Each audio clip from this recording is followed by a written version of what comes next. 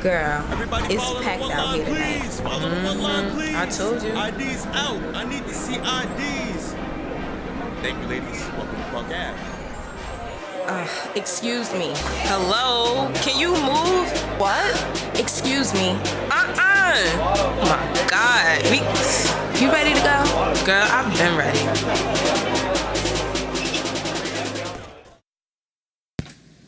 We're here again. Hold on. I know. This is back to back. I feel like Dre because back to back. Because we weren't skipping out on these weeks. Life was happening, people. Real shit. I was going through a lot. I was low key. You were in your wilderness phase, girl. I was in like a depression, low key. Like I was like one step from being Tyrese. Oh no.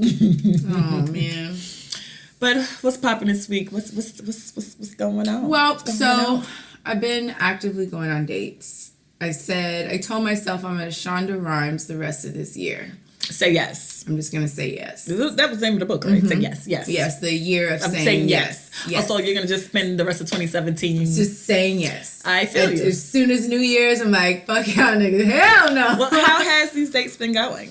They've actually been going very well. I've been eating very good. Where have you went to eat? That's the best part about dates. Because I'm not, people go on dates and they get like super shady. I'm not like a super shady person. Like people order like surf and turf. I'm not, you're the one who do that? I don't do that. Like if I'm on a date, I order usually what I would order for myself. Because I have like this big fear of a nigga walking out on the tab. I must have seen that in some show. I always look at it like, okay, well, I'm not going to order anything that I wouldn't normally order if I was by myself. So I will go to a restaurant and order a steak or a lobster tail.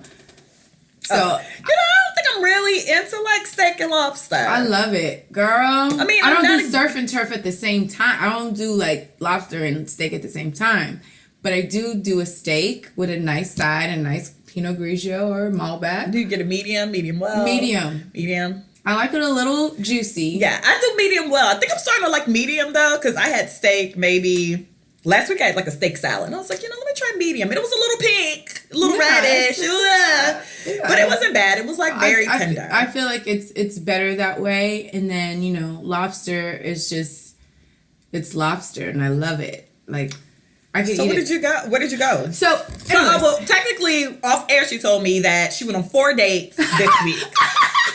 I asked her, did she sleep with any of them? She said no. No, I did not. So I was like, that's good. Yeah. So you really got a free dinner because if you slept with him, you would have paid with your vagina. FYI. Yeah. No, I kind of set that tone like, hey, you ain't get no pussy. You ain't getting nothing from me. Sorry. Don't want nothing. Can't get nothing. No, I'm just like I'm saving myself like for the right person. Are you really? I mean, I have to. Wait, I take that back. Are you really? Literally had sex like last weekend. Yeah. Are you really? I ain't want to put your business out, but yeah, are you really? You can sign up for a new leaf in a week. But that happens. But that, you know what? I do that when I'm not like if I don't have like potential. I'm like I'm like celibate. Like I say celibacy, and it's like nah, I just ain't got nobody to. I ain't got nobody to give it to right now. So tomato. Exactly. So we went to this and the thing is like instead of me deciding where to go, what to do, I say you handle it. I'll just show up. And, this one particular guy, he's very sweet. And mind you, we went on a date probably like 2 years ago. But I was still kind of hung up on my ex-boyfriend. So it never really materialized or went anywhere. So I randomly saw him at PV's homecoming. The guy literally bumped into me. And, of course, I was drunk. So I was... Of course. Just in case you didn't know, of course. I was intoxicated. And so I really wasn't paying attention. So then... I see him again in passing, and he goes, "Oh my God, I literally just bumped into you, and you're totally ignoring me." So I was like, hey. So we started talking. Yeah, so we started talking, and he asked me out again. So I was just like, you know what? What the hell not? Sure. So, yeah. So we went out, and then, so he asked me, he said, okay, so... what do you want to do? I said, you plan it, I'll show up. Oh, that's cute. So he was like, okay. So he's like texting me, do you like to listen to jazz music? And I said, oh, of course. Like, I'm open to that. So he's like, well, there's this jazz bar. I've never been to it. Just found it. You want to go? So I was like, all right. So the place is called Cons, and it's over there in Midtown. And it's like a coffee bar. C-O-N? Khons. Oh, Cons, yeah. Yeah, okay. So it's like a coffee bar. It's like a wine bar. It's a art museum. It's just a whole plethora of fun things that you can do there while listening to jazz music. And the jazz, like the people, the guys, and I've only heard like black people play jazz music, right? So With white people? Yeah. So, you know, at D-Bar, it was like a black band. But these guys were white. And when I say they played the shit out of that jazz music, I say y'all better go. Y'all better play that music. Like, they were really good. I don't know the name of the band, but I do know that place, I mean, it's probably less than 500 square feet. Mm-hmm. It's super tiny, but I think like it just has that eclectic mix of people. There are people over in a corner playing chess, drinking espressos. Oh, you're cute. And then there's Did you drink wine? I did. I drank How did I know? I feel and like then, I did. It seems like a wine setting. Yeah. I drank Did you get drunk? wine. Did you get drunk on your dates? No. Not anymore. Oh yeah, well not anymore. We're grown. Not anymore. I'm grown. Hey, you shouldn't get drunk on your dates, child. You need to be knowing, but you need to always be aware. I told you y'all. gotta be aware. If you need a story, go listen to Recovering from Kanika Jenkins. I tell a story about being on a sauce. Yeah, getting drunk on a date is just especially on a first couple dates. Don't trust these niggas. Yeah, don't trust people. Yeah. So, but yeah, I ended up having a great time. The place is located, like I said, in Midtown. It's 2808 Milam in Houston. It's right across from those Camden apartments. It's right where those little Vietnamese restaurants are, or where Spotlight Karaoke used to be. But yeah, it's a really good time. So if you want to go on a date and you want to be low key, you don't want nobody to see you, you don't want nobody to know you, that is the spot. And they have like happy hour specials. We had like probably 2 wines a piece. Our tab was like maybe $15. Oh, that's fabulous. Yes. Like they have like really good happy hour specials. So I would definitely recommend this. Where else did you eat at this week on your dates? Where else did I eat? Cyclones. I like Cyclone tonight. I ate at this, it's called Spanky's. What pizza? Oh, okay. Yeah, so my ex-boyfriend, he called me, and at first I had him blocked, but then I was just feeling kind of generous. I said, you know what? Let me text back, hey there. Hey there. Hey, boo. So, you must have been hungry. I was. Okay. I mean, that happens. It sounds bad, but you know. No, that happens. I ended up with the guy last night because I was hungry. I was just like, God, I want to eat, but I won't have to pay for it. And then, like, God heard the prayer, and right then, it's like, he answered it. He did, because I got a text that said, what you doing? I was like, waiting on you to text. Waiting on you. Yes. So look how God answers prayers that fast. Yes, because I was like, man, because, I stopped working at the bar, so I'm really trying to manage your money. Manage my money properly. So I know that I don't want to spend my money on going out to eat if I don't have to. I feel you.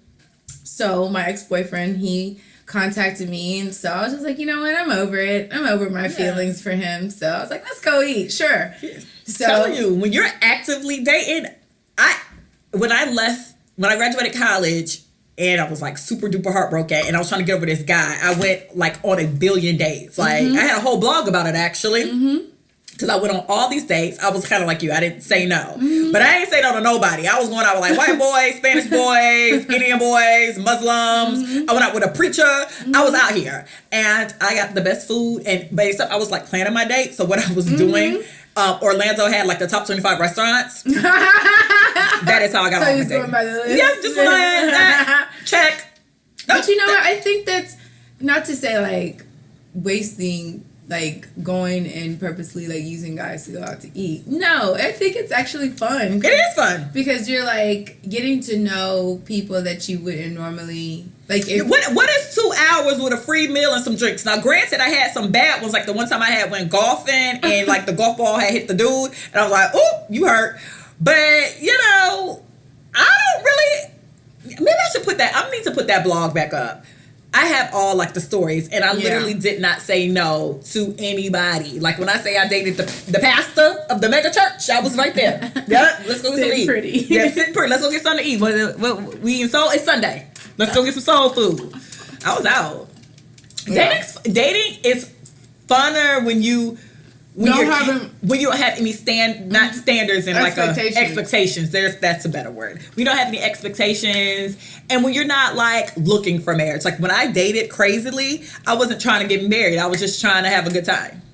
And that's where I am. Like I just wanted a margarita. No, I wanted some nachos. Mm-hmm. Like I'm not necessarily looking for like to get married. But I am looking for just a good person to like chat with, just to talk to. Like, what are your dreams? What are your goals? What kind of things are you into? You know? And so I went out with this one guy on Thursday or Friday? Thursday night, because he was trying to get me to go out, and I was like, nope. And he was like telling me that he's just like super super into sports, and he just goes to all the basketball games, like wherever. Those are good dates. And I was just like, okay. And then he was just like, so what are you into? I was like, well, I love art. I like to go to museums. He's like, I've never been to a museum before. And I was just like, interesting. I said, what? Who, right? Like, what do you mean you've never been to a museum? I was like, okay, well. And he was like, well, let's trade. I'll take you to a basketball game. You take me to the museum. So I was like, okay, I could teach you a little bit about a little bit. And that's like a $10 entry fee. I don't mind. I can get that. On your student tickets. My student tickets. I got you. I got you. No problem. Because I'm going to get my student discount. Going there with a PV shirt on and shit. Am I? I'm not going to pay this 20, bitch.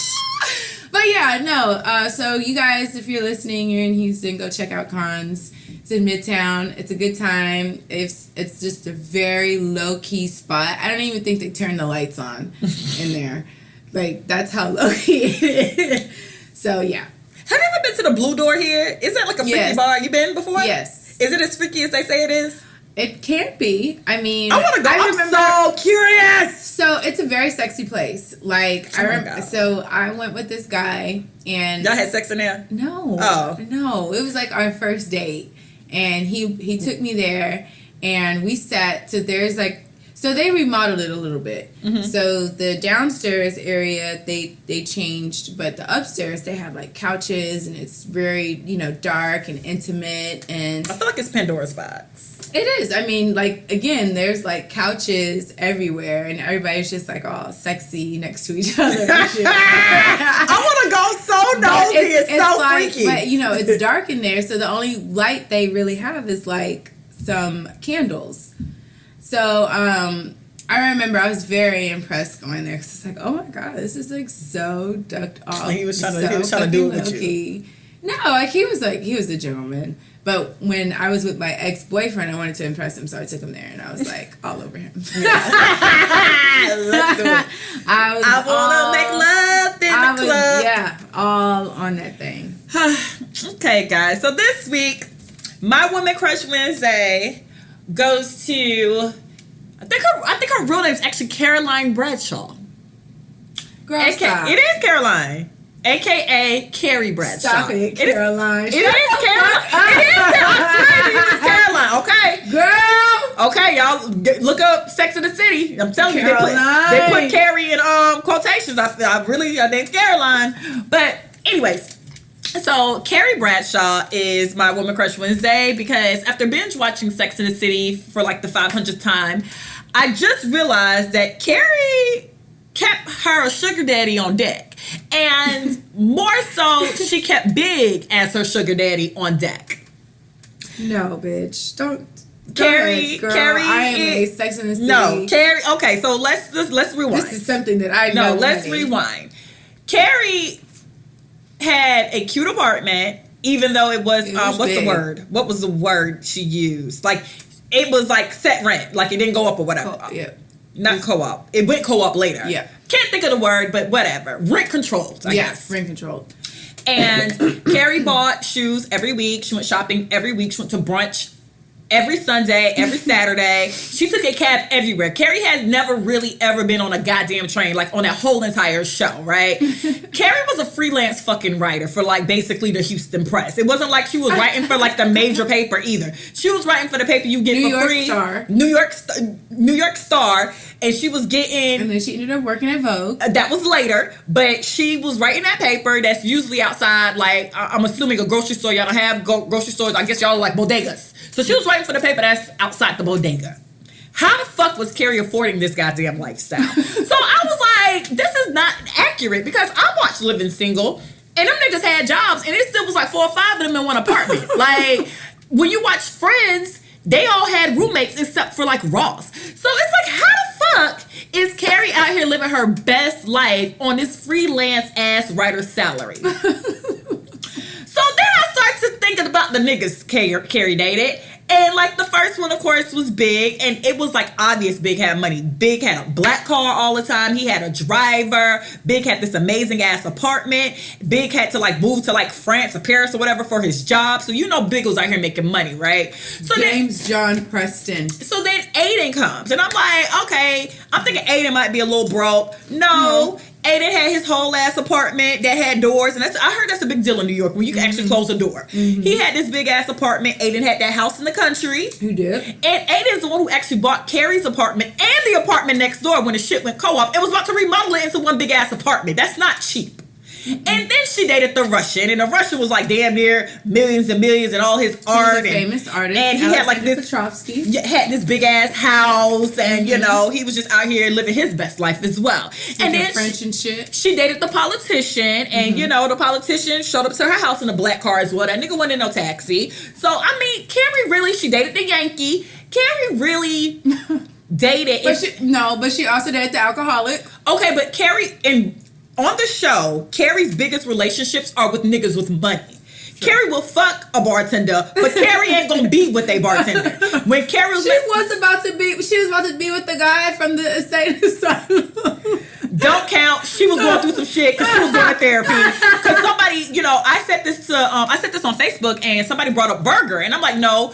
Her dating Burger was trying to like right her wrongs. Like she was like, clearly I'm dating the wrong type of guys. Let me go find somebody who's kind of like me. But the second Carrie bought that nigga that shirt, and he was like, he started tripping, and she was like, you know what? I'm not good at being the caregiver. I need to be taken care of. So yes, Carrie kept her sugar daddy on deck, i.e. really Big, but she stayed dating the money, and I'm here for it. And I never realized it because, you know,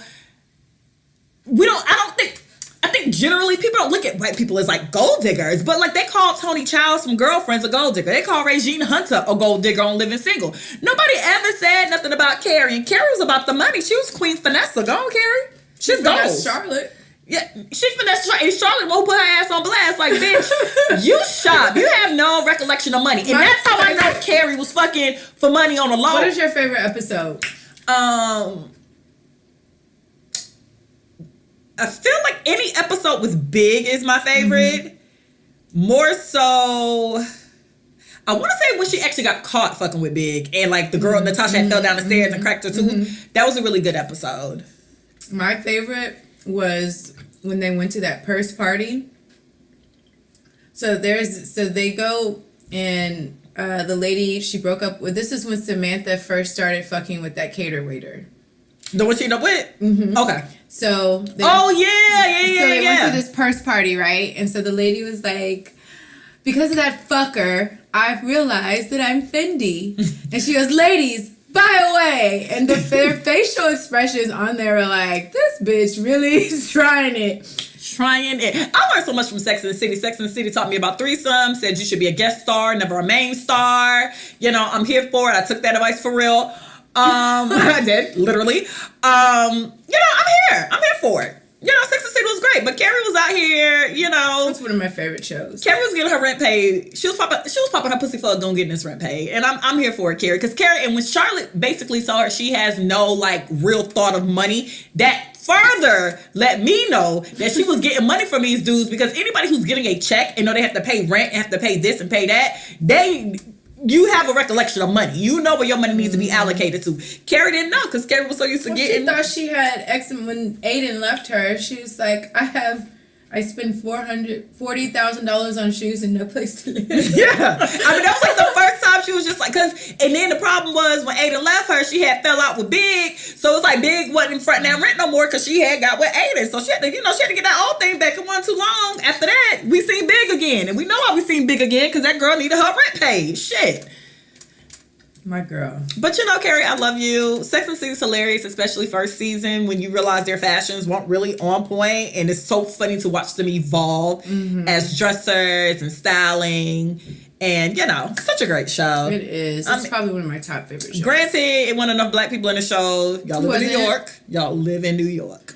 But you know what? That was then. This is now. It's still a good show. It is very much so a good show. But Carrie, girl, you was fucking for Fendi, and I'm not judging.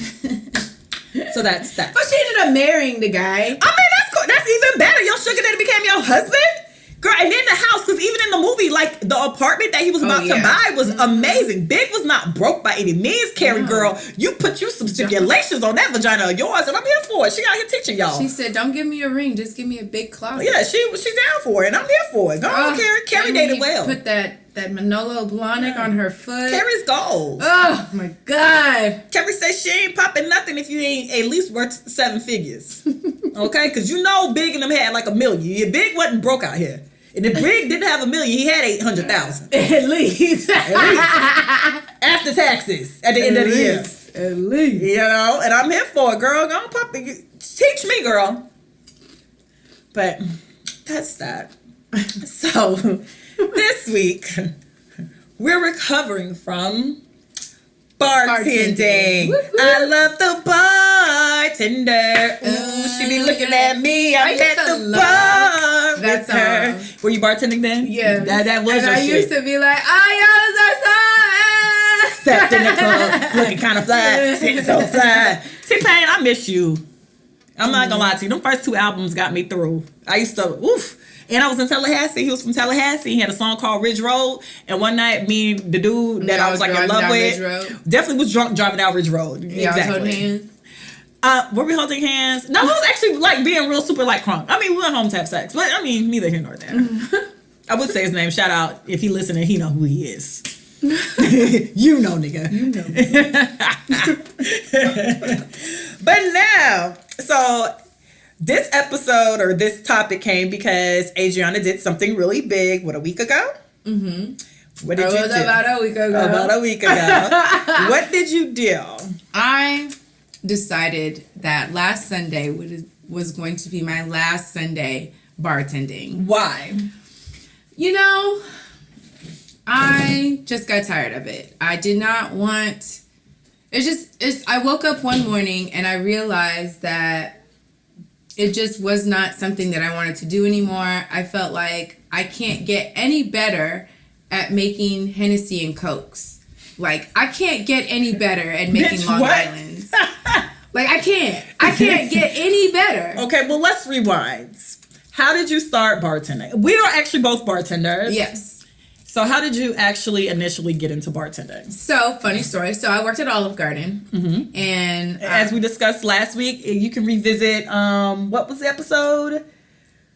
Recovering from college, yes. Where, she decided to skip college to be a professional bartender. A professional waiter at Olive Garden. And hand out free bread and salads. No judgment. Yeah, no, not at all. I mean, that was my formative goal. Years. So I remember the day that the general manager, she came up to me and she said, I want you to be a bartender because I feel like you have it. Mind you, I had just turned 21, so I'm just like, really? Living your best life. Living my best life. 21's a good time. Yeah, so she was like, I think that you would be a good bartender. You have the personality for it, and I want you to learn how to do it. So I'm going to put you in some training classes to be a bartender. So you went to training. I was just like, wow, this is big.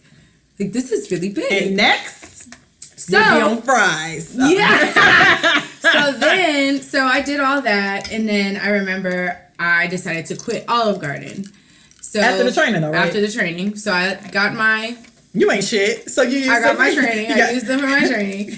And then I remember I really wanted to make more money. And at the time, I was dating this guy. He had his own business. This was, I would say, like 07. And he had his own business. And he was like, but he's like 3-4 years older than me. So he was like 25, 26, right? Mm-hmm. And so I remember he told me, he was like, I can't date you because you don't, like, he's like, you just make a little bit of money. Like, you don't make that much money. Bitch, you 21. What did he expect you to make $1 million a year? I don't know. But he wanted you to have 60,000. You know how Houston people are. They're Houston niggas are weird. I'm not gonna lie to y'all. They're very, not I want to say materialistic, but you know, their expectations. Y'all are weird. Yeah, they are weird. But anyways, so yeah, when he told me that, he goes, you should be a bartender, like at like Scott's or. I've heard about Scott's. So I was just like, okay, well I really want this to work out, so okay, I'm gonna go apply there. Was he a pimp? No. Okay, no. That's not real. He used to make more money. He owned his own car customization shop. That's cute. So I went, and I was so nervous because I only bartended at Olive Garden. So he asked me my experience. Of course, I was like 5 years. Don't tell that lie. So he started asking me drinks, and I nailed it. And then he was just like, "Well, I'm not hiring for bartenders right now." And I was like, "Oh, okay. Well, I can be a waitress." And then when I got up, and of course I had on like these really short shorts, and he goes, you know what? We can fit you in. Yep. And I was like, really? So I started, and that was the beginning. So that was like late 2006. So in 2006, I was in Florida. Yeah, definitely. I was in Tallahassee going to FAMU. And I heard about this place when I moved here and started bartending about Scott's. And I heard y'all was getting like $1,000 a shift. We were popping. Bitch, when I say like, and at that time, I never bartended in an atmosphere like that. That was my first time. And so the main bartender, the manager, she was just like, look, this is how we get money. You gonna be a part of this team? This is how we get money. And we stick together. So I was like, okay. So she was like, so she taught me how to steal. From the register? Yeah. Well, yeah, bartending is a funny thing. So she taught me the hustle. So I was just like, okay. So I mean, putting in the absolute when it's really great goods. Yeah, or like, you know, modifying or like overcharging but undercharging. Like, yeah, you'll make like an extra $2 to $3 to $5 on each staff per transaction. Yeah. So like, and I remember Vince Young came in there one time. This was like at the height. Like this was during the summertime. Vince Young had just signed to the Tennessee Titans. So, you know, he came in with his black card and was like, open bar for 10 minutes. Bitch!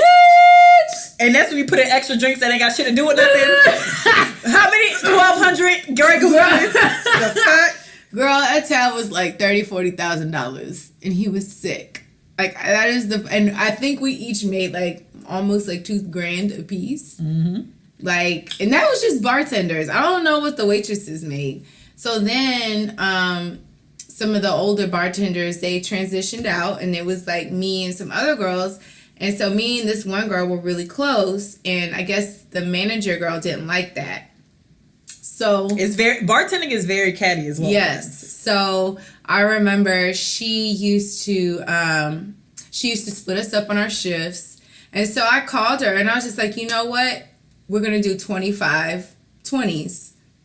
That's the goal. Yeah. It's 25 20s. And we're going to give it. So I talked to one of the waitresses, and I was just like, hey, I'll break you off some, but you got to hold my money. So she was like, all right.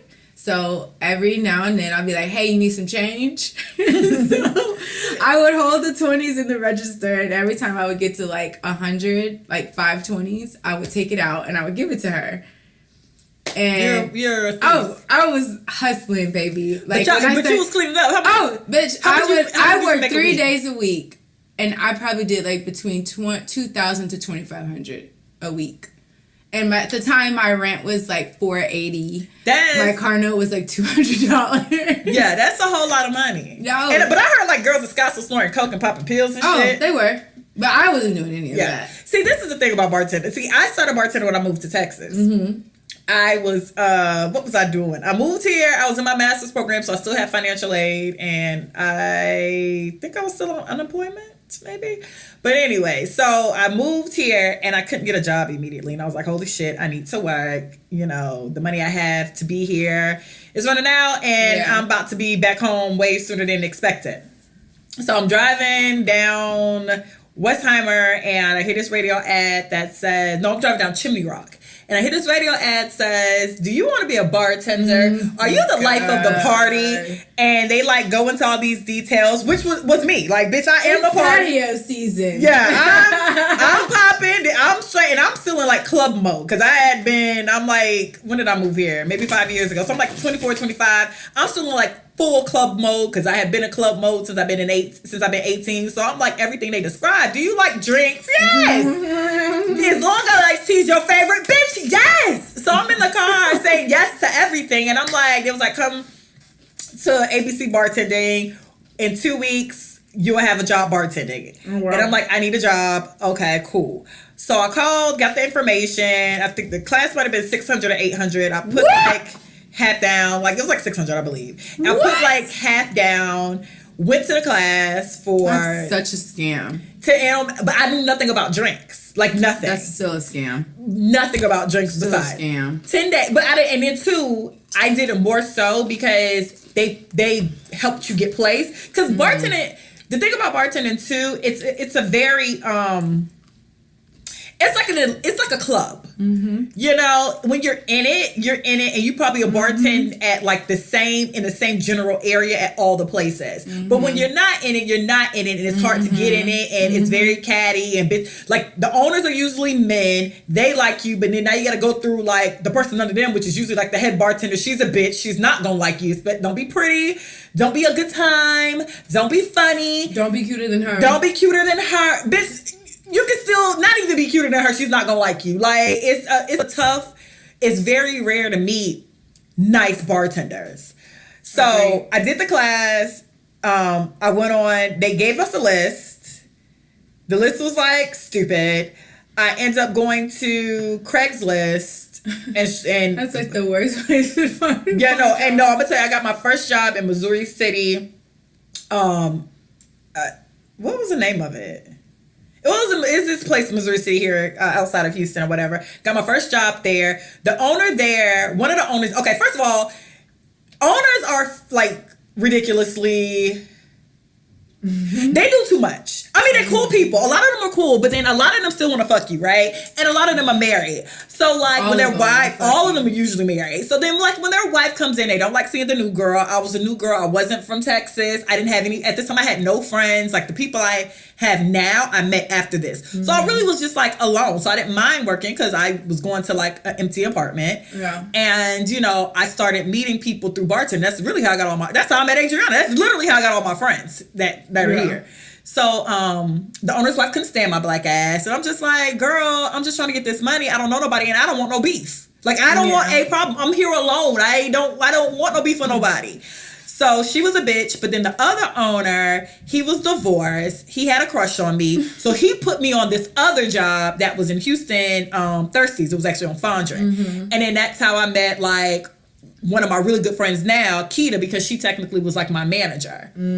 So then I was in the network. So then after that, that's how I went to Libra. Then you just start going to different places because now you're in, like you infiltrated the system. Yeah. But you know, bartenders are hella funny, because you can trust your bartenders, but they're gonna steal from you. Period. Well, in a sense of, if you see, and not in like a cash, not in a monetary way, but in a way of, oh, you walked into the bar, you're my friend, I'm gonna give you happy hour, or I'm gonna give you, you know, the absolute Citron price versus giving you, you know, Ciroc apple. So you, in a sense, you a thief. You're a thief. And I mean, not in a, like I said, not in like taking cash off the register way. Even like I said, you gonna give your friend a drink. That's just that. Yeah. You gonna give them a shot. Well, I think like towards the end of my time at D-Bar, I I'm not gonna never say that I never gave away a drink, but I like towards. Did you really not? Every time I see was very responsible. Adrianna gave me a drink. I want people to, like, I really wanted my boss to know, like, I would, like, I'll pay for it, even if my tab is ridiculous, or I'll find a way to make sure that it is accounted for. I'm not gonna just like make a drink and then give it to you. I would always find a way, even if I would have to put it on somebody else's tab. I was about to say that. I did that a lot. I mean, I know how to Let me get finesse. you. I can finesse the system. Right? Yeah, I can finesse the system. Baby, I was a finesser. Like, I'm gonna get you a drink. Okay, don't worry about it, because I know this nigga gonna buy me a drink. And I'm gonna put that drink on his tab. Yeah. So it's all gonna be accounted for. Yeah. So I mean, that's good. So that's not per se stealing, but like I said, you're gonna give your friend a drink. Absolutely. You're gonna give your friend a shot, or you're gonna give them a heavy pour. It's your friend. That is what it is. And at the end of the day, that is all stealing. Let's just be clear. Yeah. It is all you're a fucking thief. But yeah, I was a thief. I worked, and even after Scott's, I remember I started working at the office, and then I worked like all the clubs downtown, like 112 Main, Level. Yeah, once you get in, you in. Yeah, like once you know, like once people know you and they try to get you to come to them, and they see that you're cute or whatever. Because I remember Dewan, who now manages the address, I remember when he used to come to Scott's, he always used to tell me, come work at the office. I was like, no, I can't work. You know, Hardy's going to be mad at me. No, hell no. And like back then, it wasn't like it is now. Like, everything is so strippery. Yeah. Everything is so strippery right now. Like one thing I can appreciate about where I bartended at thus far, I was able to wear like tights and like a shirt. Because now you selling sex. Like, period. And let's be clear, half these bartenders are fucking these people too. So yeah, and the owner, and the security guard, and the promoter, and the DJ, and the one that spent all the money, because you start seeing the same people, so you start, knowing. Girl, it is Did you think like did you think you had a problem with drinking while bartending? Yes, I did. I think so. I think that was me as well. Only because I think so the thing about bartending, especially when you're not bartending at like a hotel or like a restaurant, they have rules and regulations because it's a corporation. They have like an HR. Yeah. When you start bartending at these little clubs and lounges that are owned by like a person or a couple of people, there's really no rules. So, anything goes. Especially if you're cute. And if you're cute. And then like all that sexual harassment shit that y'all like filing, those rules don't apply. I mean, it's very sad to say it don't. I've talked about my boobs and my vagina way more than I like to count with my bosses. Girl. And the thing is too, like for me, I partied anyway. So it's 7 days a week. I'm already partying 3 or 4, right? Then you start to bartend. So now in an atmosphere where your work is literally a party. Yeah. And when you're off work, you're still going out to hang out. Yeah. So now you didn't never realize that you're drinking 7 days a week. Yeah. And not like a little bit of drinking. You're drinking multiple drinks 7 days a week. And it's like you're in like a haze and you don't even realize it. It is a vortex that will suck you in. If you are not careful, like you can get caught up in that lifestyle. And I see it a lot of it like right now, like, and that's one of the reasons why I decided that it was time for me to leave, was because it was toxic. I don't want to be in that environment anymore. Because it's a lot. You got to deal. Let me tell y'all something about you black people, and this is why I don't like bartending with y'all. This is why I had to like have some drinks at work. Y'all are petty on the most petty level, and y'all ask for a whole lot for that $1. Let's be clear. It's $1. A whole lot. Don't you ask want me. Extra liquor. Yeah, you don't want to pay the full price. Yeah, you don't want to pay the full price. You want extra liquor. It's not happy hour. Always, it's not strong enough. Always. Like it's ever. Too much ice. It's too much ice. Too much ice, bitch. What? I said a splash, bitch. That was a splash. You know you can taste that alcohol. Yeah, you know. I watch myself pour it. I know. You know. That's it. For $9? ounce and a half, my G. Like, what else That's do you standard. want? Y'all are like really ridiculous. I think the worst place I worked at was Carrington's. I hated God. them. Oh, and let me tell you something too about you ghetto ass niggas. So I worked at this place called Carrington's because That is hood as fuck. And it came by default because Carrington's was by Libra, so we used to go run. We were terrible, so we used to be on shift, and then we were like bad kids, so we wanted to go somewhere but couldn't go anywhere far, so we'll run across the street to Carrington's. So I ended up knowing the owner because we were in there before work and after work because it was literally like walking distance from the club I worked at, the lounge I worked at. Yeah. So then I ended up getting a job there. Now, see, here's the thing about bartending's hard because you have to like your environment. I genuinely liked working at Libra because I liked who I worked with. I liked everybody. Shout out to Maria, Shayna, Keita, Terry. It was a good time. I'm really good friends with the girls now. Like I said, I met Adrianna at Libra, where you bartend at Libra. So it was like this good time. Everyone was nice to each other. We actually hung out outside of work. Yeah. So I went to Carrington's, and it's Carrington's is this place that's been in Houston apparently for decades, and it's an institution. Yeah, it's an institution. It's a hood institution. It's like a staple, right? So I go to work one day, and the girl didn't know who I was, so I only worked one day a week because I was working at Libra Lounge. So I go in, and the girl at the door, because you can't be cuter than nobody, period. So I walk in, and the girl's like, "You have to pay." I was like, "Oh, I work here." And she looked at me, and I was like, "Okay," because I'm not going to sit here and have a 5-hour discussion with your ass. I said I work here. You can go verify with who the fuck you want to verify that with. But I'm going about my day. So I went, worked the next week, because I only worked one day a week. I came back. I go to the door, and she signals another bartender. "That's that bitch right there." And I'm like, "What?" I'm dead ass. I'm walking what's her problem? Because I done totally forgot. Because, bitch, I told you I worked to go verify that shit with somebody else. Nah, because she had an attitude last week. Okay, I told you I worked here and I kept walking because I said I worked here. I waited. You didn't say anything. I kept it moving. I'm trying to go to work and mind my fucking business. So she's like, "Yeah, that dumb bitch," and went, totally left. And so that night, for real, I was like, "Oh, I'm not working here anymore," because I see me having to beat the shit out this girl, and I don't want to have to do that to her. And then too, I look very nicey nice, and I'm goofy. And they don't know that you from Florida. I'm from Windermere, Florida, and we all know that's they bougie, and the good people live in Windermere. Yeah, you got a record. But girl, I ain't no punk either. Girl. So she I'm walking to, and I was at the back bar, so she's behind me still cussing me out, and I didn't say anything. And not necessarily that I was afraid of her. I know how I can get. So it's if I respond to her and she says something else, we're just gonna fight. Right. I'm not gonna give you too many more chances. That's crazy. Yeah. Totally. And I just ignored her, and I went on and I worked the shift, and after that I was like, I'm not gonna work here no more, because the crowd was, and that's the thing too, you have to like the crowd you're in. Carrington's people are for the most part terrible ass people. Y'all blue motherfucker ass people. Y'all Long Island blue motorcycle ass people. Y'all really are. And you know what? I couldn't stand about you. And truth, now that I'm on it, I couldn't stand about you motherfuckers for real. Because y'all drank variations of Long Island iced teas, bitch. A blue motherfucker is a Long Island iced tea. It's just blue. It literally is. It's no. The taste is not even different. The taste is not different. And I love it when they're like, "Okay, I feel like I want a Long Island or a blue motherfucker." It's the same really, drink. Girl? Really? FYI, from a bartender, triple sec, which they put in Long Island iced tea, and the blue Caraco that actually makes the blue motherfucker blue are the same flavor. It is orange.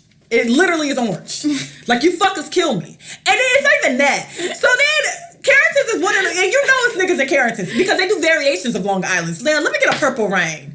So adios, motherfucker. So I have to put in the blue Caraco with the purple, so the shit can be purple for your bitch ass. It's the same fucking drink, girl. Let me get a watermelon Long Island. Oh, it's the same drink, bitch. I hated y'all. So, y'all don't understand how much I hated y'all at Carrington's, and I knew I couldn't work there. And when that girl, they didn't really like me because the owner was trying to get in my pants, but I was a new girl, and the owners are always trying to get in your pants. And he bought me this box set Grey Goose where we came with the box and the glasses one day. Oh, wow. And them hoes was mad. like mad. I was just like, and I told him straight, I can't work here. I don't like the people that work here. I did meet one cool girl that worked next to me. She was super cool, but like the atmosphere was terrible, and that's a big deal. Imagine going to your job and having like hating the people you work with. And then hating the customers, but then it's not like on a phone thing. It's like you see the same people every week day. because everybody comes into the bar. I couldn't do it. Like that was a toxic ass environment. I was like, I can't work here because A, I'm gonna have to beat the door girl up. And I don't want to have to do that. And B, because she called me like a white girl, because I speak proper English. And I'm like, hey girl, you barking up the wrong fucking tree. I'm trying to save you from yourself, bitch. And you won't let me. You're not letting me save you. I didn't really have a problem with the girls. I just felt like, I'm very different from them. And, it's some things I really wasn't going to go for. No, even back then, I remember they would always like try to get me to wear these fucking cat suits, and I hated that shit. And I said I would never wear that. I would never do. That's not my style. Like that's not my personality. Like I don't want to wear that shit. So I remember they would talk about me and say that I don't be making no money, and they don't like working with me because I don't make money. It was just all this like kind of shit. Because they be sucking dick behind doors. When it comes down to like actual numbers, my sales were always more than theirs. Oh, okay. And even with my credit card tips, my tips were always more than theirs.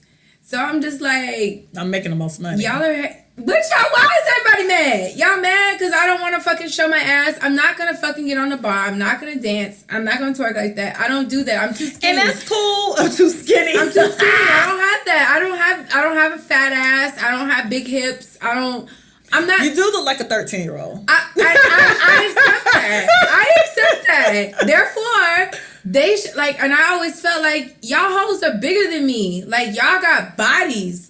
They do have bodies. Y'all have bodies. Y'all can do that shit. I look crazy trying to be on there, trying to like pop it and drop it. No. A lot of bartender too. You got to sell some personality. And I have the personality. Yeah, I can't give you sex appeal, but I can give you this good old laugh. But you know what? I felt like I was the diffuser in a lot of situations because a lot of times like the girls would like overcharge people or they would put shit on their tabs, and I would always be the one to be like, oh, okay, don't worry about it. I'll check. I got it. I'll fix it. But yeah, like I just feel like it just was my time to go. And, a lot of people weren't happy about it. Some certain people didn't speak to me towards the end. Shade. But it's all good. I'm not tripping because I know eventually I'll get a phone call with an apology. So. Well, yeah, I think because I don't want to bartend for like the next 1,000 years. It's good money. I'm not gonna lie to y'all. It's really good money. It's fast money. You stop.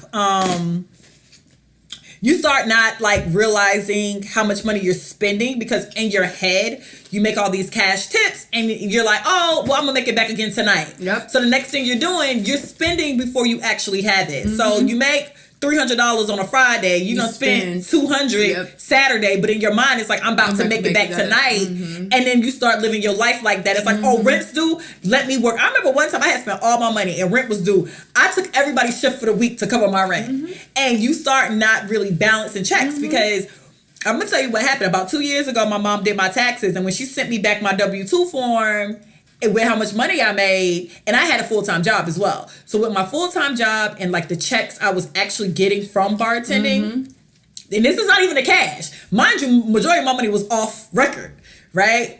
I guess I shouldn't say that because IRS might be looking for me. But I'm gonna delete that. Yeah. But when she did my taxes, it was like, you made this much money last year. And I had really nothing to show for it because I was just spending so much money saying, oh, I'm going to make it back tomorrow. Oh, I'm going to make it back tomorrow. Oh, I'm going to make it back tomorrow. Next thing I know, tomorrow came and I ain't got nothing to show for it. Girl, everything, even like the money that I made at Scott's, if I would have saved it, I mean, I could have easily started a business. I mean, I could have done a lot of shit. But tomorrow. But all of that shit is hanging dead ass in my closet. Tomorrow. Half the shit I don't even fucking wear. Like, tomorrow. I have so many clothes. I told myself I will not buy anything else. I have to put myself on a spending freeze because I cannot buy anything. Yeah, it is. Yeah, the money's too fast. The lifestyle's too fast. It's a good time if you like young and free and you're in college. I used to love like when I first started working at D-Bar, I was so like I loved it. I was so excited to go to work. I loved it. I was like I loved the people that came in there. I mean, all the juice because you have like the doctors and the lawyers and then the alumni, the super duper like important people of the Black community, and then you have like the super duper important dope boys of the community. Because everybody likes a cocktail, okay? Everybody wants them about the cream. It was like a really good mix of like dope boys and actual like lawmakers. Yeah, you're gonna get you some lawmakers, some dope boys, and a basketball player. And you're gonna make me get a couple basketball players. I mean, the last Sunday, last week, Jacoby Jones from the Baltimore Ravens, he was in there. Everybody wants a cocktail. Vince Young was in there. Everybody wants to drink. Andre Johnson comes in there every so often. Everybody likes Hennessy. Like we had all the top radio DJ, like every DJ that's on the radio. It plays in D-Bar. Like, we were just, like, a good spot. But I think at a certain point, you just gotta be like, this is not for me. I can't fake this shit no more. Like, well, I think that comes with growth. Because, like, luckily where I work at is we have HR and it's very much more organized. And it's not like this good time. My problem came with the good time. You talking to somebody. Like, I was a psychotic bartender, too. So I was dating this guy. He's actually the person who got me the job. I was dating this guy, and when he used to come into the club and talk to other girls, like, I would put him on, like, a liquor freeze where I wouldn't serve him, and I made a point I told everyone behind the bar not to serve his ass. So like he'll come to the bar trying to get drinks and everybody's like, I don't want to piss Ebony off, so I can't serve you because I'm like in a cut looking like serve that bitch if you want to, serve that bitch if you want to. So then like he was sending random people to come get a drink and it should be like, man, what you done did to Ebony? Like why you can't go to the bar? And he was like, man, this girl came up and said hello to me. Like, we were crazy. We were so crazy. Like, we were like bullies on the low in the club because we literally, and don't be no girl that's talking to my dude. Oh, bitch, you're going to be thirsty. You're going to be thirsty. Girl. Can I have, what? Nope.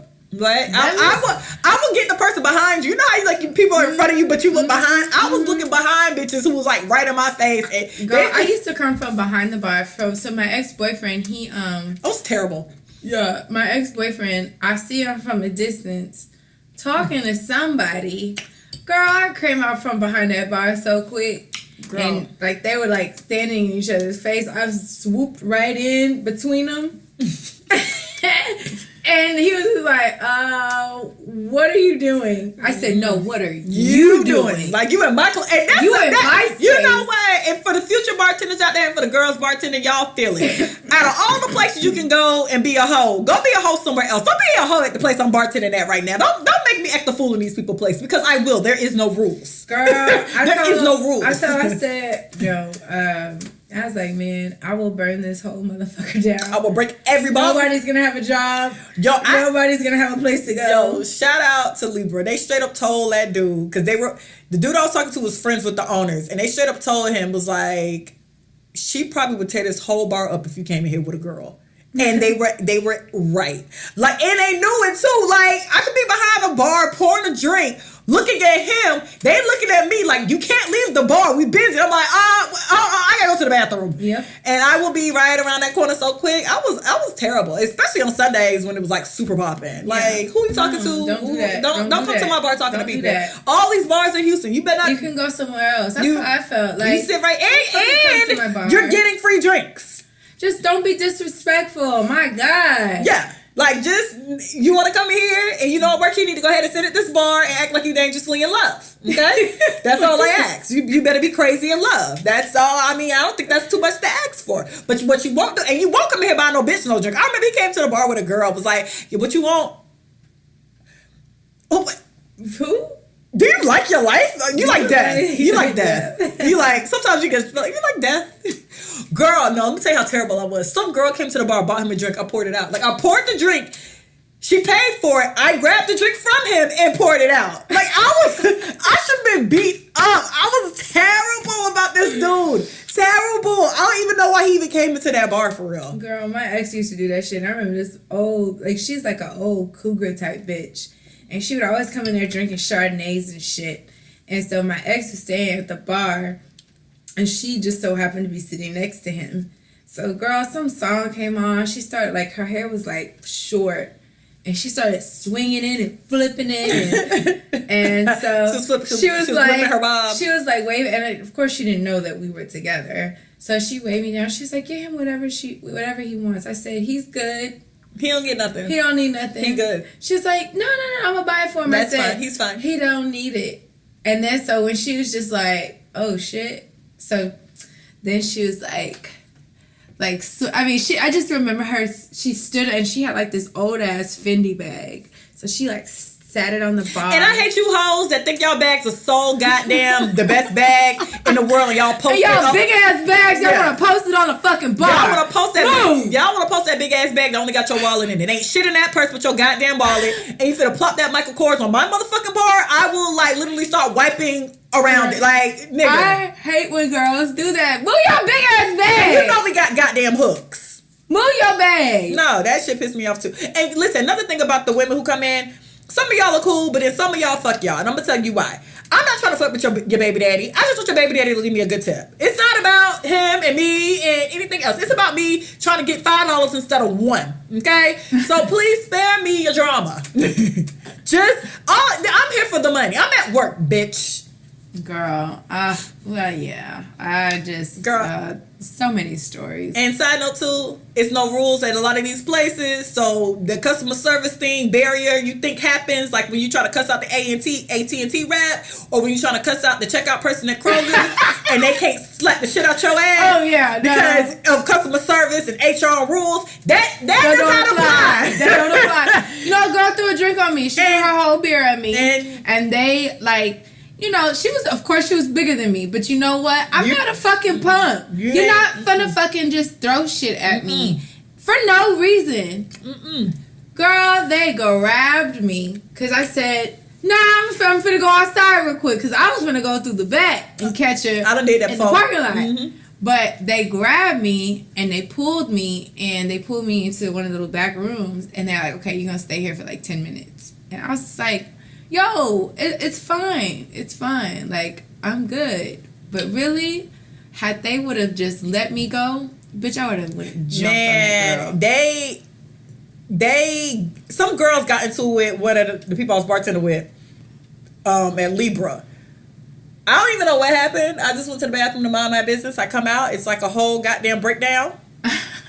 And all I see is my homegirl fighting like 3 big bitches. And I'm like, yo, what the hell's going on? So I get into the fight. And so we like scrapping with these girls. I don't even know what happened. So we're like, security's trying to close the door. But we still like in like the break of the door, like as he's closing, like, bitch, fuck this, bitch. Yeah. And I'm like, what happened? And she's like, man, you know how people get. And I'm like, these rules do not apply. Y'all think that the customer service, like, we are polite because we have to be polite and it is about the money. But all that extra shit y'all do sometimes is not warranted. Don't think that people won't come across this bar. Don't think people won't come from around that bar. Bottle out so quick. Don't. And be like, you know what? It's a charge. It's a charge gonna happen tonight. And don't think we above it. Like, because y'all really talk crazy. Like, there's a barrier. Like, you can go to HR and, you know, and rules don't apply, bruh. Girl. Hence why it's such a toxic situation. It is. And, you know, and honestly, it does. It can bring out, like, a really ugly side of you because drunk people are the worst anyway. They are. And I'm not, like, I'm not one of those people that are always, like, looking for a fight. Like, I just want to be happy. I want to have a good time. I want to laugh. I want to dance. You know, two-step. Like, I just want to have a good time. And sometimes people, especially when you're drinking, because I do have that side, especially when I'm drinking, that I can be a little devil. Me too. So I noticed that even like I was getting into it with like the managers. Like, that's how I knew. I was like, okay, this is just too much. Yeah, I gotta pull back because it do. Like, people, everybody ain't a fun drunk. No. I mean, and I'm one of the people, have I had fun moments as a drunk person? Yes, I've lit up parties and had a great time, and I was a life of the party. Have I had terrible nights drunk? Yes. Multiple. Enough that should make me not drink. Yeah. Right? So now you got to remember, the bartender's probably drinking too, right? Mm-hmm. Now you're drinking, and now you have an attitude. Mm-hmm. And I'm drinking, and I feel your attitude, and I'm already on a short fuse because I've been drinking. And then I had 20 people talking about what's happy hour, what's on happy hour. Yeah, and then you're aggravated because in a normal job, you get aggravated or overwhelmed. And that's any job you had. Even if you like your job, there will be a time you get overwhelmed. Mm-hmm. Now, imagine getting overwhelmed and being like on the sauce. Yeah, and then you got somebody, and you got you coming up talking about what y'all got for free. Or that's not enough. And then and now you might have held it a little bit if you were sober, but now you're not because you've been drinking. Yeah, you don't have to be drunk. Let it go. You used to let it go. So it's so much stuff that does not affect people while they're sober. Put a couple of vodka crayons in them. Not even crayons, a shot or shots, and that was the thing too, because like the only rule I really remember in all these like hole in the wall bars and clubs I've worked at was, you can drink as long as it's paid for. So there wasn't even like a limit to the drinking. Mm-hmm. It was like, you can drink, just make sure it's paid for. Mm-hmm. Not 2 drinks an hour, not you can have a shot at the end of the night. It was, do you? But, everybody doesn't need that type of freedom. I'm one of them people. I didn't need that type of freedom. Yeah. That's why bartending now works more for me based on where I bartend and the fact there are rules and regulations and cameras everywhere, and I have to genuinely answer to somebody. Those type of bars, them niggas come in at midnight 1 with some of their side chicks, and then they be like, y'all want a shot? Yeah. Fuck yeah, I want a shot. My 20th shot tonight. Yeah, your boss comes in asking, do you want to drink with him? You know? And because it's that environment, and he ain't being shit. We know he got a wife and kids, or a fiance and kids, or a girlfriend and kids, and he out here with his bitches. With his bitches. So it's a good time, and it is very much so a good time to an extent. I think my first year or two, I've been bartending for 5. This month makes 5 years I've been in Houston. I bartended since maybe my first or second month here. I had the best time, like the first 1 to 3 years, like the last 2 years. I literally was like sitting in somebody's AA class, like, okay, do I have a problem? Yeah. Dead ass, like, work the system. The steps work if you work them, whatever they say at the end of it. Like, I was legit. Or you work the steps, and the steps will work. Yeah. Some shit like that. Like, I legit, like. My ex-boyfriend, he was just like, I think you need to go to an AA class. He was like, you treat your job like you're going to a party. And it was. And I did. Yeah. But it was. But now it's just like you stop treating it like a job because the atmosphere is not like a job. Yeah. I mean, it's of course you have job. You have to pour the drinks and put the money in, so it's job like, but it's a lot of free time too in that job. It's a lot of finagle time. Yeah, it's a lot of turn up time. Gossip. It's a lot of gossip. All the drama. Who fucking who fucking who. Because you're sitting there and you see who coming in, who coming in, who coming out, who coming out. You play a liaison. You hooking people up. You breaking people up. You the person. Checking niggas. Yeah, I think D-Bar said it best. You're the star tender. You're the star. And I hated that term. Star tender. I fucking hated that term. A very stupid term, but I get it. So there's like this Instagram page called like Bar Hotties or some shit like that. And somebody had put, they screenshotted my picture, and they had put like the first star tender ever. And I'm like, what? What the fuck? What is that? Like, I think that's like the dumbest term. Terrible. And I hate that, like they treat bartenders like celebrities. I think that's one thing that irks me the most. But they treat a lot of people treat bartenders very special. Like, it is a high that you get when you work a club and it's a popping club. I've been at popping clubs and work. But a lot of people like you because they want you. They want to be your friend because of what you can probably do for them, which is give them their drinks fast, Give them their drinks early. True. Like, people want to be your friend because if there's a crowd of people, they want to be able to throw their hand up. And you, like, I'm kind of like, I'm happy you don't work at D-Bar anymore. I'm also kind of sad you don't work at D-Bar no more because I know if I walked in and I was like, hey girl, you'll be like, what you want? No matter if it's 10 people in front of you. You're like, no. Forget all y'all. My homegirl here. Hey girl, come on. No, no. Come on. No, come on. Oh, you're gonna stay? Okay, I'm gonna send the drinks back. Yeah, you can stay right there.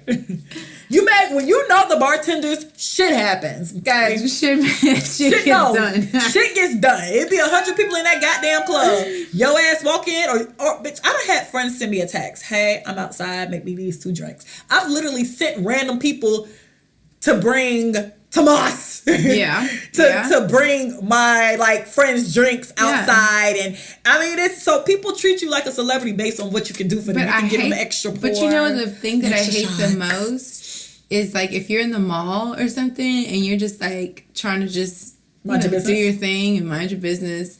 So what is it? The Red Cross gave out that $400, right? Mm-hmm. So I was like, I'm gonna go fucking buy me some new shoes because I need new shoes. So went collected my money from the Red Cross to buy new shoes, and I went to go buy some new shoes. I feel like this whole episode should be deleted at this point. We're gonna have the IRS and Red Cross come in. Fuck them. First of all, you know what? Let me tell you how I fuck Red Cross. I was on that site for 2 weeks and couldn't get in, bitch. I want my $400. I suffered doing Harvey. But go ahead. I did too. Shit. Anyways, so I went and bought me some new shoes because I needed a new pair of shoes. And mind you, I was new pair of shoes, but continue. I was in like some sweatpants. My hair was all crazy like it is now, and I was probably like in a tank top with my sports bra on. I had my glasses on because I was looking crazy. Somebody goes, "Hey, D-Bar!" Hey, D-Bar! Hey! So I was just like, keep walking because that's not my name. But I know that they're talking to me because I work at D-Bar. So I feel that person he said, "Oh man, you like a celebrity, dog. You got your glasses on. You working tonight? Where you going? You just shopping?" And I'm just like, oh my fucking God. They do. They be in your face. Man, I had one girl trying to fight me, and I remember telling her, no, she did. Over the dude. She did. And my exact words to her was like, "Bitch, I'm not hard to find. Friday, Saturday, Sunday, my ass is sitting in the Libra. Bitch, meet me there." She never came, but it was just, it's a terrible world. It is. It's fun to an extent. Fun until a certain point. Yeah, it's very fun. Until you are ready to grow, and out of that, it's fun. Like I had so much. I mean, I have so many great memories there. I mean, like I said, I've met all my friends. I have tons of wonderful, delightful, never forget those kind of memories. But I think that where I want to be, I can't. It's almost like you have to give up something, right? Like you have to in life, you have to sacrifice something in order to get what you truly want. And I feel like bartending was a hindrance at that point. It's a hindrance in the sense that it was chipping away at me personally, like my spirit, because it does. Like I'm not of that environment, and I don't understand the doings and comings and goings of how they sometimes operate. And I question a lot of that, and then they look at me like I'm crazy for questioning it. But it's just like, that doesn't make any sense. Why y'all doing that? Like, why do we have to do that? Why do I have to be like that? Why do I have to fucking show up half-ass naked in order? I don't need to do that. And a lot of times it was just like this big back and forth. And I just got tired of it. I got tired of like this. It's almost like a cesspool of disgustingness because everybody's fucking everybody. Everybody's trying to like get over on everybody. Feeling people in their feelings because you don't want to fuck with them like that, or like it's just it's just too much. And I want to be positive. I want to be happy, and I think that sometimes it's almost like every person has their point where they say fuck that shit. And I literally woke up that Monday morning and I had so much anxiety. It was just like weighing really heavy on me, And so I just sent the manager the text, like, you know, I said how I felt, and his response really confirmed that I am making the right decision. Like, for me, I was just in like a black hole. And granted, I still bartend now, but I'm like the manager at the bar I work at. And like I said, it's rules, regulations. You know, we have a corporate office and all that good stuff because I work in like a real estate. Not that the other ones weren't real. I work at like an organized establishment that actually is well known. Yeah. So the problem for me, especially when I was bartending in like regular hole in the walls, you know, your baby daddy own type of, your baby daddy or your husband owns the club type of places, it ends up being where I was super drunk all the time. And I didn't need another reason to be drunk, right? I had already partied enough and already drank too much on the 2 to 3 days I was drinking when I was just out on a regular day. So then when I was bartending full time, your shift don't start at earliest to 4, right? At the latest 8 or 9. So now I'm drinking this whole shift. I'm turning up this whole shift. Next thing I know, it's 2 a.m. We're going to after hours. And you're buzzed. So now you're buzzed. And it's like, I still want to party. I just worked. I done make this money. Let me go spend it. So like, you'll take all your tips and we're going to after hours. Or you'll, you know, go to the taco truck or the Mexican restaurant or whatever. Next thing you know, it's 3, 4 in the morning. You coming home. You pass out because you've been drinking and drunk. And then you wake up, it's now 11 or 12, and, you know, the whole day It's gone. It's gone at this point. And then it's like, okay, well, let me get something to eat if you're not hungover. Or if you are hungover. I don't eat when I'm hungover, but like, I don't either. when you're hungover, now it's 11, 12, so it's like you're calling the people who are on this same regimen as you. And it's like, oh, well, meet me at Papa Do's or Grand Lux or Kona Grill or whatever. Let's go to brunch. Let's go to brunch. Let's go eat. So then now you're going to eat. So then guess what happens? It's now 4 or 5 o'clock. But guess what you're doing while you're eating? You're still having a cocktail. Because once you turn 21 and you start making a little money, most meals out come with a cocktail. If it is not wine, it's a strawberry daiquiri. Most people have a cocktail. So now it's, you know, I'm having lunch and now I'm having a cocktail. Guess what? Buzzed again. Cool. You want to go to this happy hour place right quick before we go to work? Boom. Now we at the happy hour place. And then you go home and you sleep a little bit, or maybe you don't. And then you're back in the club. And then it's just like, I was in a cycle where I didn't even know what day it was when I first was bartending, because I was bartending full time at 2 different clubs. What semi-saved me was when I got the full-time job working during the day at the hospital. So then I couldn't get so super wasted face because I had to be to work at 7 a.m. and I was there till like 3:30 or 4 or whatever. So that like gave me a bit more structure. And then one day I was just like, I think I started working at Status, and no shade, but the bitches at Status were, you know, rude as fuck. Did not like working there. It's a big deal for me to work around people because you're working so closely. Your money's involved with this person as well. So it's like, my money's involved with this person. They don't like me, and I knew they didn't like me. Cool, whatever. And at this point, I don't like y'all either. Yeah. And like, it's unbearable. Like, I only started working there for my homegirl Keita. She worked there. And then I got on just because she was like, well, I really kind of want to work with you. And, you know, we gel well together as bartenders. And that's a big deal when you can find a person that you know not going to cheat you out your money, and who know to go left when you going right, and who know to grab the Grey Goose when you grabbing the kettle. That's a big deal. Or who knows you're pouring a Grey Goose and they just throw cranberry in it and you have to say nothing. That is a good vibe. So me and Keita vibe like that. So I started working with her, but like their attitudes were just so hostile and just so too much for a person like me. Like, I like to be a nice person. I am very much so a nice person. You know, like I said, I come off very goofy and very, oh, you're a white girl and all that extra stuff. It can turn very quickly. I can flip this off real quick. So it was a type of space that I knew I was going to slap somebody, and I didn't want to have to, you know, you don't want to be in that space. So I remember, and then because I didn't like working there and I didn't like the people, I was drinking even more on shift to make the shift bearable. So then that turned into something. So it's like I think one day I got like super drunk and he was like, well, you can't work next week because you got drunk on shift. I was like, okay, cool. Didn't give a fuck. Because at the time I already had a bartending gig and I had a full-time job. I literally was doing this for my homegirl.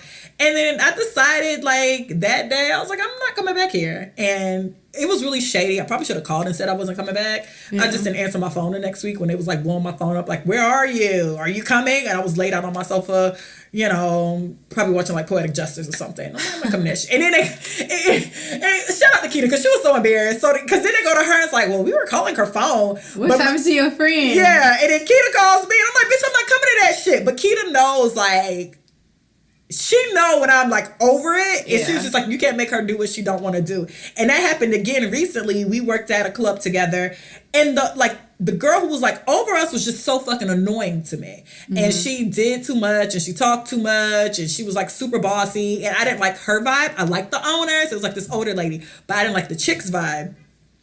So I said yes to a party knowing I should have said no. Right. And so we committed to this party. It was me and Keita both. And like as the days got closer to the party, I started like feeling anxiety. Mm-hmm. And like when you get older, I feel like you trust your gut and your instincts and your intuition. And I'm super in tune with it now because I want to be in tune with this. Sometimes you kind of just, but now I ask God for that. Like, if it don't feel right, I'm going to push pause. I'm going to stop. I'm going to go the other way. And as the days like kept going, I literally was like getting anxiety about it. So the day of the party, I told Keita, I'm like, I ain't doing that shit. And early in the weekend, Keita kind of was like, oh, okay, she'll probably change her mind by the end of the week. And so the chick called Keita, was like, you know, this is the game plan for the night or whatever. And then, so Keita was kind of embarrassed, basically, to be like, that bitch ain't coming. So she was like, I haven't talked to her. And it's like, bitch, me, you talk to him every day. She know you talk to me. So the chick texted me. I just didn't answer. And I was just like, fuck that. And I mean, and that's how I feel about bartending in general. Yeah. Like, if it don't sit right. It don't sit right, it ain't right. But that's life, though. That's life. It's crazy, but like, for the past couple of months, every time I would go into work, I would have crazy anxiety, and I knew something. I told myself I would give myself to the end of the year to stop, but like I remember that's like 2 Sundays ago, like my anxiety, I felt like I was about to have a heart attack. Yeah, and again, I'm not thinking. I know it's this. Like I know it's this situation. Mm-hmm. But I just didn't know, like, okay, well, should I just quit right now? Like, it's not really, like, really a good idea. But then I'm thinking, like, I really need to trust God more. And maybe God is trying to tell me that I need to trust Him. Mm-hmm. And just that, like, it was almost like, it was like a dream. Because everybody was acting weird. Like, you know, like, when it's time for you to go, you'll know because everything is just different. And that's how I felt. Like everything would like, and I'm not talking about like the girls, I'm just talking about the like, atmosphere. The atmosphere in the general. Environment just like, didn't feel right. Everything was just kind of like, I don't want to smell like smoke. It was almost like, are y'all for real? Like this must be like the Twilight Zone because y'all are living in La La Land and I'm living in reality and y'all don't like, I remember it was like 30 people. Okay, I'm over exaggerating. It was like 5 or 6 guys that don't belong. That girl said I'm exaggerating, bitch. You went from 30 to 5 to 6. That was a way of exaggeration. But go ahead. But like, it was like 5 guys that did not belong behind the bar. Now, I own a business. Ain't nobody coming near my cash register unless it's an employee, right? Mm-hmm. An employee on duty, as a matter of fact. On duty. So, mind you, the manager at the time, I mean, didn't say nothing. He was standing off in the corner, and it was just like, and these guys were like in the way. You know, the bar is not big, and it's one way in, one way out. It's one way in, one way out, and you got 5 extra bodies back here. So in total, it's 9 people behind the bar. 5 don't belong behind the bar. And where is the manager? So So when I'm like looking at these niggas crazy, giving them the stank eye, they finally get the clue like, oh shit, we need to leave. They all leave, and so the manager's standing in the way. So I asked him, I said, hey man, can you get your ass out the way? Because I'm already irritated by these previous folks that were in there. So he starts trying to go off on me, talking about, don't talk to me like that. My nigga, first of all, bro, you let 5 niggas come back here that don't work here, that don't belong back here. You let these niggas come in and out, all willy-nilly, high-fiving people, shaking people's hands across the Kissing bar. babies like a kissing politician. babies and all the other shit. But you want to pop off at me? He ain't like that. So I was like, man, you need to get your motherfucking ass out the way.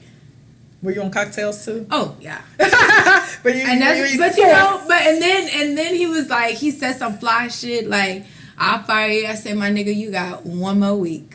You ain't firing shit. First of all, I'll fire you. First of all, I'm quitting. Basically is what I said. He ain't like that. So I'm giving you a 2 weeks notice this week. First of all, bitch. But yeah, man, that shit's it's just not for me anymore. Hey, that happens. Like I said, kids, bartending is hella fun and you make a shitload of money. I made a shitload of money. I spent a lot of money. I had shit to show for it. I ain't got shit to show for it but some clothes. Yeah, like shit like that. And some good meals. I did eat well. But, you know, you do grow. I mean, in life, you grow out of different phases.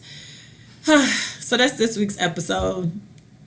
Indeed. That was intense. Well, I'm kind of... That was therapy for you. I felt like you had to get a lot off your chest. That's why I chose it for you. I appreciate that. That was like real random. I was like, she probably needs to like... I appreciate that because I've been holding that in. You know, I'm happy. Thinking like... You know, this is a therapy session for both of us. I mean, in general, this whole podcast. But, you know, it's like people be thinking like it's...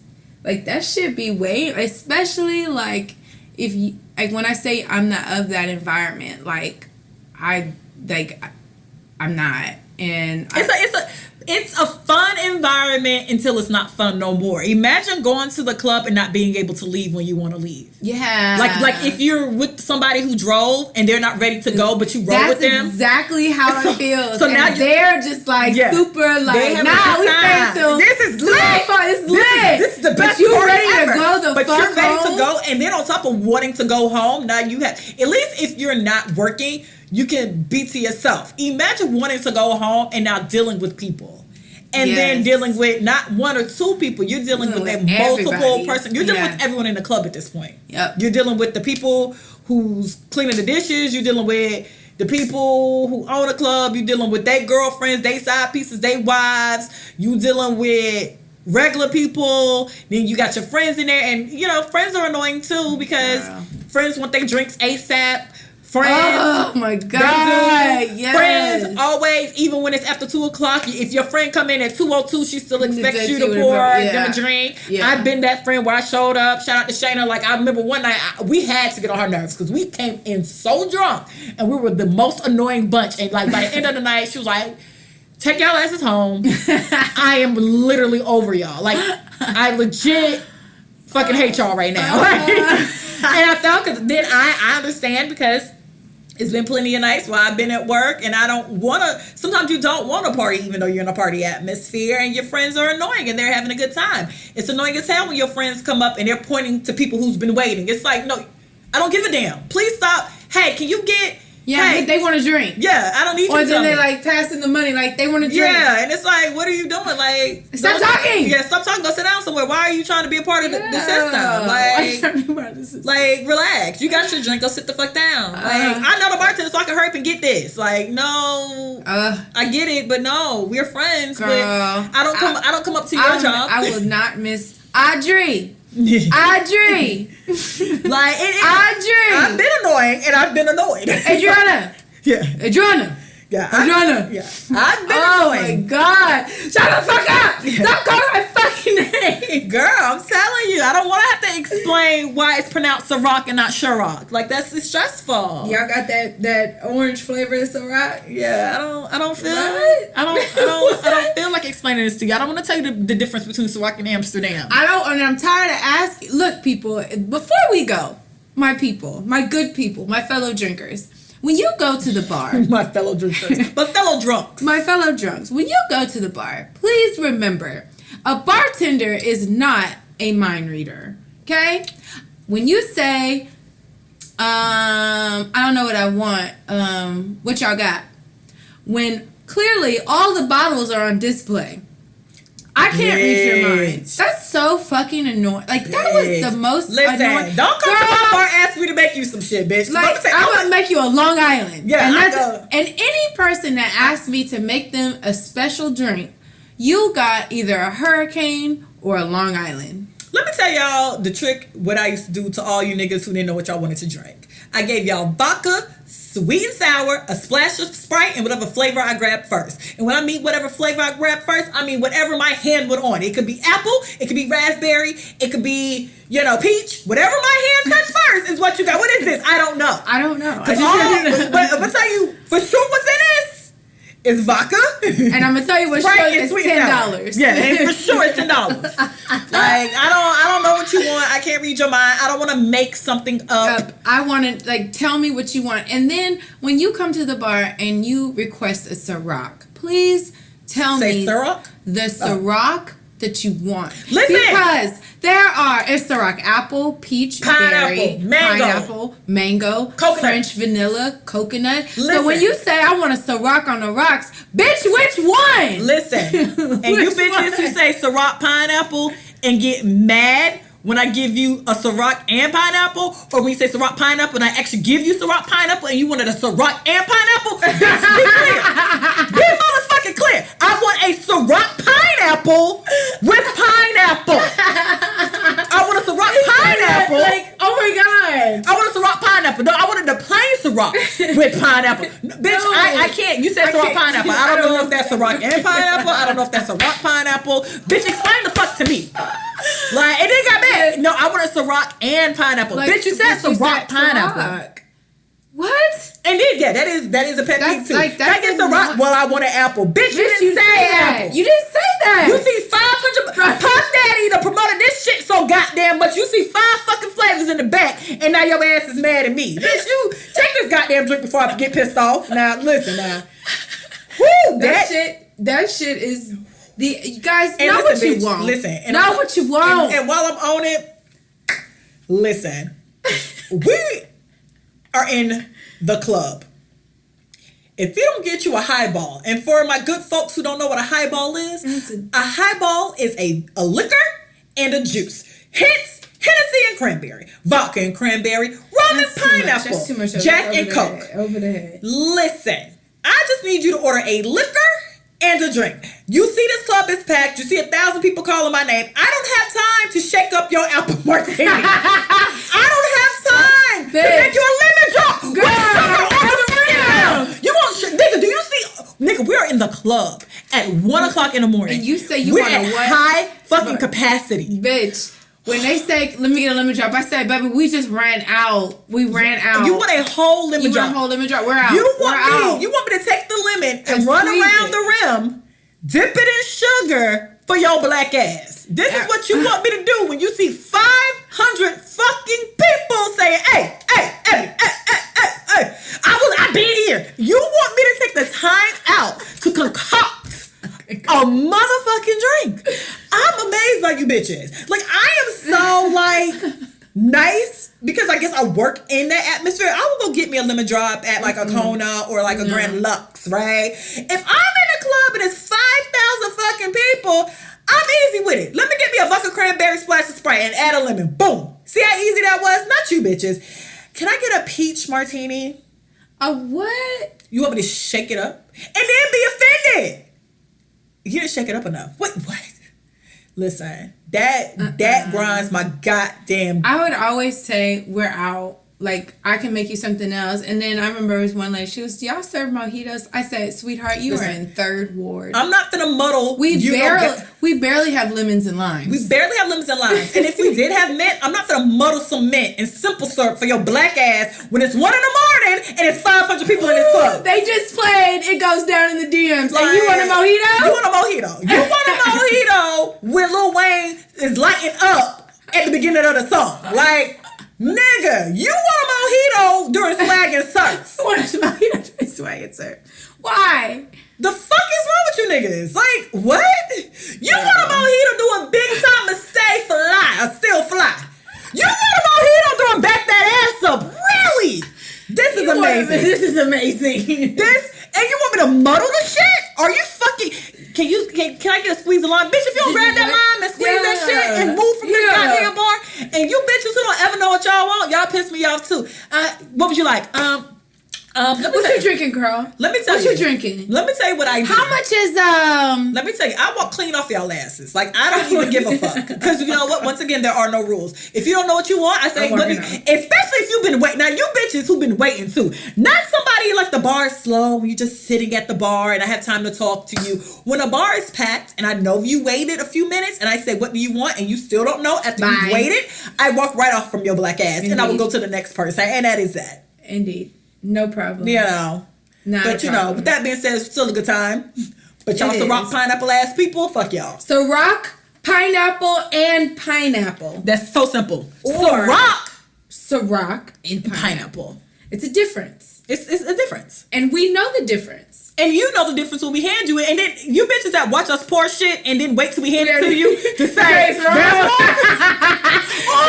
me pour this shit. You see me grab it. Well, I didn't think it was for me. Bitch, I just took your order. I just took your order. So who you thought it was for? I just talked to you. Who you thought that shit was for? Who? Who did I talk to? You see me talk to you. You see me talk to no one else. So how? How, Sway? How? God, I will not miss it. I will not miss it. But, you know. I will not miss it. I'm very happy to go home. Well, I'm very happy that you're happy. I'm also a bit sad that, you know, that was kind of like, if I ain't had nothing to do on a good Sunday, I'd be like, let me go see Adrianna. No mas, baby. And, you know, I'll see you. You always act excited to see me. Or maybe you was buzzed. Who knows? It was both. I was excited to see you and I was buzzed. You know, you always got my first drink. I do genuinely appreciate that. It's no problem. You know, I hope I was a good tipper. I tend to be a good tipper. Because I really don't like, you know, rigging the system like that. But, you know. No. But that is it for this week. And actually, before we go, I want to shout out. We got a letter from Holly J from Australia, Melbourne, Australia. Hello, mate. Hello, mate. Hello, Ollie. Hello, Ollie. Hello, Ollie. She probably hates us now. No, don't hate us. I just want us to relate. That's all. I want us to relate. She wrote us a letter, and you know I was super geeked. Like I screenshotted it and sent it to Adrianna, and then Adrianna texted me back, says she's now called International Cool. We're international. So baby. Holly, you don't understand. You blessed us. You blessed us, and we're super dramatic. So now we think we're way more popular than ever. Thank you so much. So thank you so much, Holly J. We love you. We appreciate you. Thank you for listening. Thank you for listening. And that's it. I am NatoyaEbony on all social media. And I'm just Adrianna on Facebook. And she's Miss Cool _ the letter N the city on Twitter and Instagram. And we're Party Girls Pod together on Twitter, and Recovering Party Girls everywhere else. If you want to send us a letter and tell us your issues. Thoughts? What are we doing? How's life? What's popping? Do you like us? You know? Hey, girl. Shit. What's up? Like, you want to stay with your baby daddy? You sleep with your best friend's brother? Like, what's up? But it's recoveringpartygirlsletters @gmail.com. And then you can also email us at recoveringpartygirls for any inquiries. And I think that's it. Are you okay? Did this heal you? I felt like you needed it. I did. I really did. Like, I was, you know, of course I journal it, but I like to talk things through and verbalize my feelings and then release it into the atmosphere. Universe and let it go, girl. You know, my rash is going down. You know, I feel like maybe that was it. Let God. Amen. And you know, hey girl, so all my girls that are bartending, it's a good time.